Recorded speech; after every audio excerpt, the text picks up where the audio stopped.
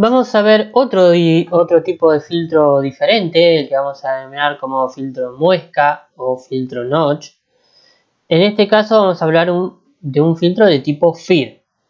¿Por qué de un tipo de filtro FIR? Porque va a tener solamente ceros y los ceros se traducen en una respuesta al impulso finito, ¿sí?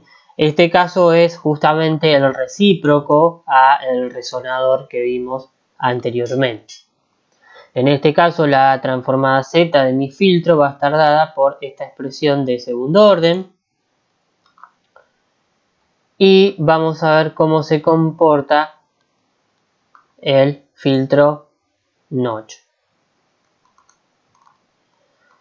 Esta respuesta que tengo acá en líneas punteadas va a ser la respuesta de mi filtro notch. Fíjense que la fase es una fase lineal. Si yo combino los efectos del filtro que tiene solamente los ceros con el filtro que tiene los polos, lograría una respuesta más selectiva, que sería la respuesta que tengo acá en azul continuo. ¿Sí? Fíjense que esta respuesta elimina esta frecuencia particular que está diseñado de acuerdo al FIT que yo elija, y el resto de los valores no son tan atenuados como lo hace el filtro original. El costo de agregar los polos para mejorar esta parte de la respuesta de mi sistema es que ahora la fase vuelve a ser distorsiva, ¿sí? Fíjense que no tiene nada de lineal la forma que vemos acá de la fase, ¿sí? Entonces, si yo quiero un filtro que me elimine estos valores de frecuencia, pero que mantenga una ganancia adecuada fuera de ese rango y recurro al uso de polos, lo que voy a hacer es obtener la respuesta en magnitud adecuada, pero a costa de perder la linealidad de la fase. Ya dijimos que perder la linealidad de la fase implica una distorsión en la forma de mi señal. Por eso, y aunque parezca repetitivo, la importancia de hacer el diseño de filtros de tipo FIR, porque son los únicos que van a lograr tener fase lineal. Después veremos cómo haremos agregando ceros únicamente para mejorar la forma de la respuesta de la magnitud. Un ejemplo bastante interesante que seguramente habrán calculado en alguna unidad como la de transformada Z es lo que es un filtro promediador de n puntos. Es decir, lo que simplemente hacemos es sumar la señal de entrada más la señal de entrada en el tiempo anterior, más 2 unidades antes, etcétera, etcétera, hasta m-1 y lo escalamos por 1 sobre m. Esa respuesta se transforma en esto que tenemos acá. Como vimos en la unidad respectiva de respuesta de transformada Z, eso era un sistema que tenía todos ceros sobre el círculo unitario, ya que el cero que aparecía y el polo que aparecían en este valor se cancelaban, porque esto tiene respuesta finita, ¿sí? Y los 9 polos que tiene el sistema están ubicados sobre el círculo unitario. Es decir, que tenemos un sistema con respuesta LTI de tipo FIR. El sistema tiene únicamente ceros y polos en el origen, no en otro lugar. Y eso es un filtro pasa abajo. Si nos miramos en el rango de frecuencias cercanas a 0, ¿sí? Porque acá estaríamos en E a la J omega 0 y cerca de sus valores, la ganancia acá no se ve atenuada porque no hay ningún cero. En cambio, en todos estos valores que vamos recorriendo, la magnitud se va a ver atenuada por la ubicación de estos ceros. Mientras más ceros estén acá ubicados, en lugar de, como es el gráfico de 9, usamos 18 y acá tenemos más ceros intercalados, tendríamos mayor rango de frecuencias atenuadas. Entonces esto es un filtro pasabajos. Podríamos usar la propiedad de modulación, por ejemplo, ¿sí? Y multiplicar a h de k por esta exponencial, y básicamente lo que vamos a hacer es rotar esa gráfica y vamos a ir dejando pasar ciertos valores o cierto rango de frecuencias y atenuando el resto, ¿sí? Acá vemos en el gráfico donde nos quedan las frecuencias que vamos a dejar pasar. Ahora, en lugar de estar en 0 y atenuar todo el resto, lo que vamos a hacer es dejar pasar una cierta frecuencia específica y anular a todo el resto de frecuencias, ¿sí? Entonces, con esos dos ejemplos ya tendríamos la forma de diseñar de forma muy simple un filtro pasabajos y un filtro pasabanda, ¿sí? Que lo diseñamos utilizando la propiedad de modulación sobre el filtro pasabajos. Quizás aún las características de la banda de paso y de la banda de atenuación no sean las ideales que esperaríamos de un filtro, pero para la simplicidad que tiene es relativamente útil, ¿sí? Si nosotros queremos tener una respuesta con mejores características, deberemos aumentar la cantidad de ceros, etc.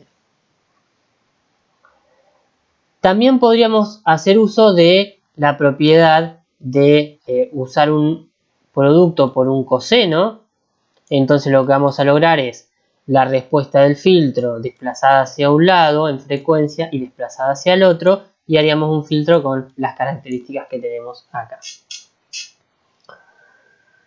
Esto no solamente tiene como objetivo esta parte de la teoría, que veamos cómo a partir de un filtro podemos modificar o alterar y generar otro, sino cómo van a ir afectando cada uno de los términos que componen a un filtro, ¿sí?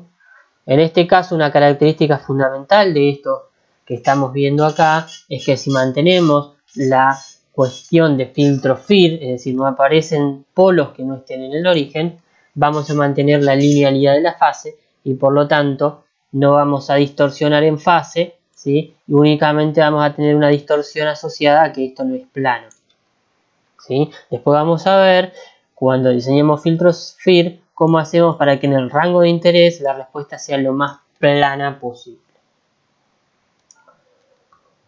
Para concluir esta parte de definición de sistemas, vamos a definir en líneas generales lo que es un sistema pasatodo.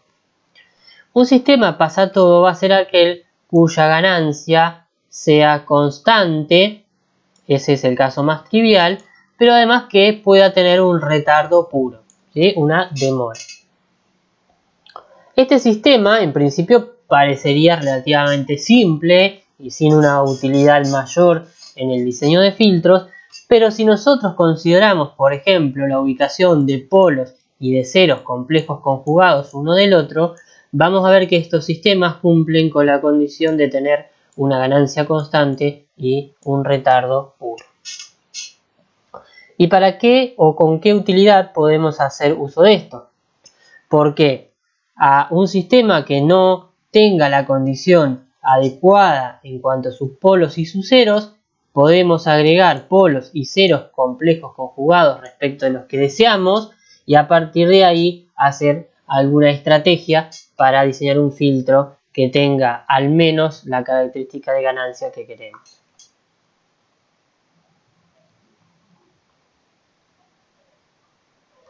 Si nuestro sistema lo expresamos como hicimos anteriormente en una productoria de ceros sobre una productoria de polos, podemos ver que cambia lo que aporta un polo que está dentro y lo que aporta un cero que está fuera, y a partir de ahí podemos ver que el módulo se puede mantener constante y la fase obedecerá a estas ecuaciones que están acá.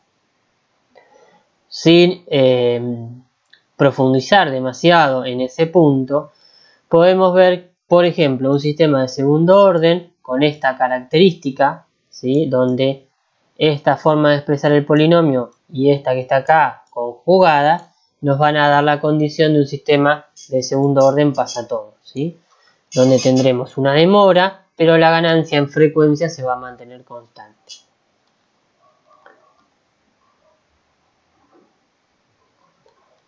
Fíjense, si nosotros ubicamos sobre la línea del ángulo Φ el 0 y el polo conjugado, el 0 y el polo conjugado, complejos conjugados además de este para que la respuesta sea de tipo real, la ganancia va a ser constante. En cambio la fase va a tener una forma diferente.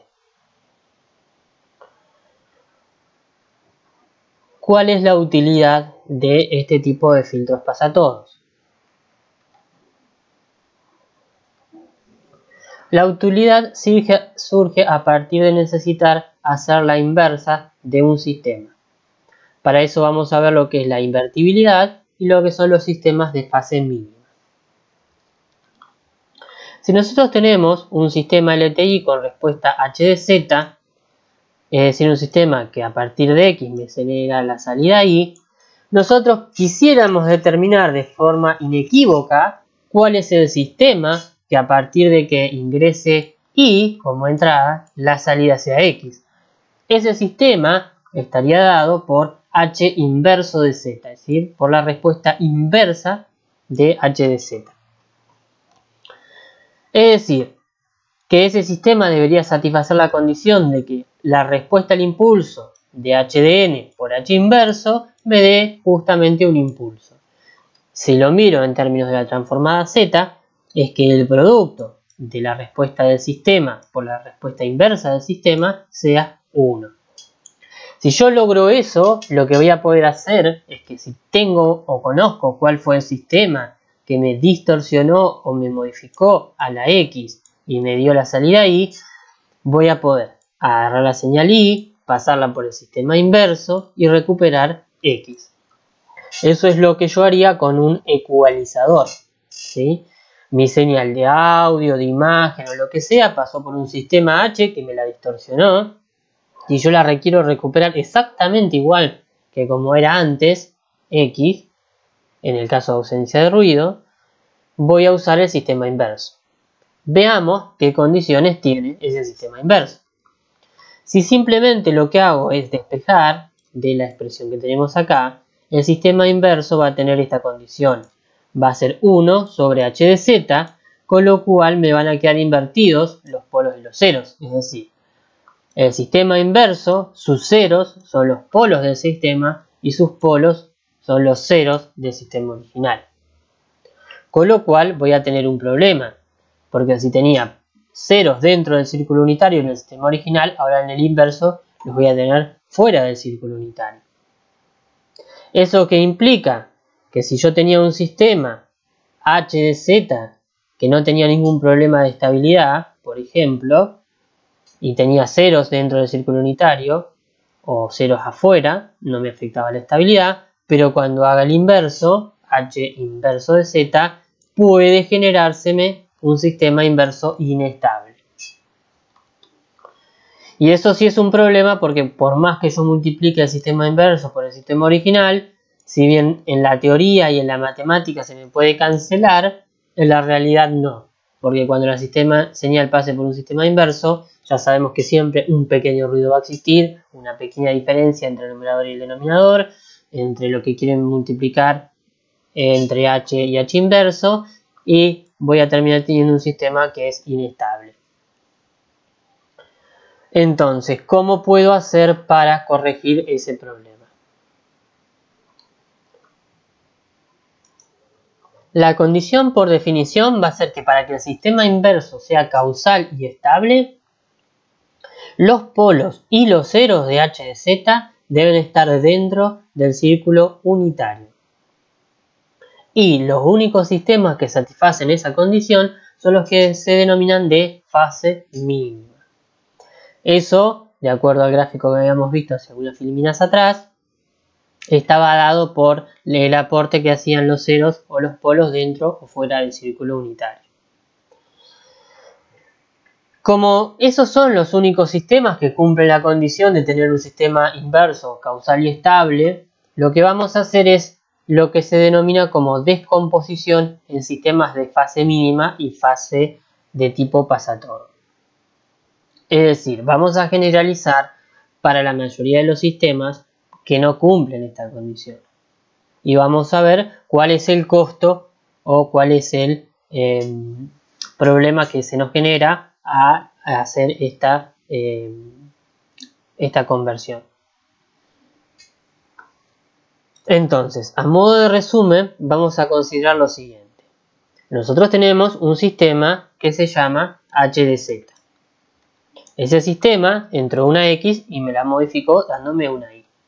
Si yo hago el sistema inverso, podría recuperar la x. Ahora, si el sistema inverso no cumple la condición de ser causal y estable, no me va a servir a los fines prácticos para recuperar x.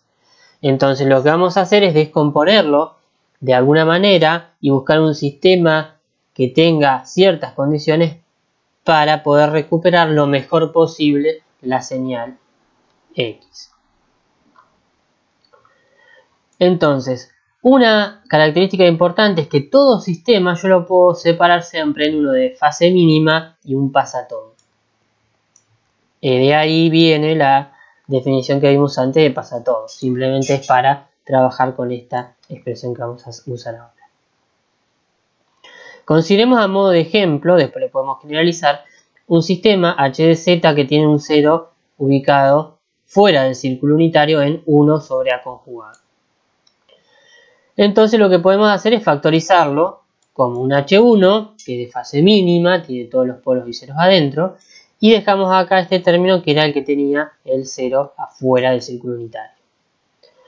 Si a eso lo multiplicamos por la expresión que tenemos acá, 1 menos a la z menos 1 sobre 1 menos a la z menos 1, digamos, esto es lo que agregamos, estos dos, este 0 y este polo, que están ubicados en el conjugado de este.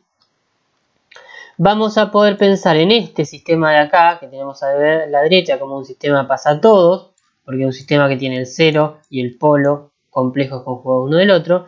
Y en este sistema que está acá, h1 por este 0 que agregamos, como el sistema de fase mínima, ¿sí? Entonces vamos a trabajar después con la inversa de este sistema, ya que este sistema al tener ganancia unitaria no nos afectaría en la ganancia. ¿Cuál es el costo? ¿Qué es lo que perdemos al hacer esto? Es la fase. Lamentablemente la fase no va a tener las características que nosotros queremos. Entonces, generalizando esta misma estrategia para todos los ceros que estén afuera o todos los polos que estén afuera, siempre podemos escribir un sistema h de z como un sistema de fase mínima por un sistema pasatodo, ¿sí? Donde lo que vamos a utilizar para ecualizar la señal, para invertir el sistema, es esta parte que es la de fase mínima. Esa parte tiene todos los polos y todos los ceros dentro del círculo unitario. Entonces, lo que vamos a hacer es lo que vamos a denominar como inversión de sistemas de fase no mínima. Entonces, si la salida se produce por un sistema h de z, lo que nosotros vamos a utilizar es, en lugar de su inversa directa, es un ecualizador. Donde este ecualizador va a ser tal que al multiplicarlos vamos a obtener esta característica de ganancia constante y un retardo. Como nosotros no podemos invertir directamente este, si no es un sistema de fase mínima, lo que vamos a hacer es que al ecualizador lo vamos a definir como la ganancia constante, la demora pura, sobre el sistema inverso, pero de fase mínima, ¿sí? Con lo cual, vamos a trabajar la expresión de h de z como un sistema de fase mínima por un pasatodo, y luego vamos a terminar resolviendo la forma del ecualizador. Si hacemos uso de eso, lo que vamos a obtener es un sistema cuyo módulo va a tener la característica deseada y cuya fase va a tener las frecuencias que vimos anteriormente. Entonces, esta estrategia, que pasa por un montón de teoría matemática detrás, es la que nos va a permitir, si queremos ecualizar una cierta distorsión producida por un sistema y ese sistema no tener una inversa causal y estable, poder aproximarlo para que al menos en su característica de ganancia nos dé la respuesta deseada. Esto es importante porque nos va a pasar en muchos sistemas h de z que van a tener la respuesta que les haya dado el diseñador o que les dé el sistema real físico o el dispositivo en el cual estén implementados, y no necesariamente van a ser de fase mínima. Entonces, si queremos recuperar, ecualizar nuestra señal X, vamos a recurrir a esta estrategia.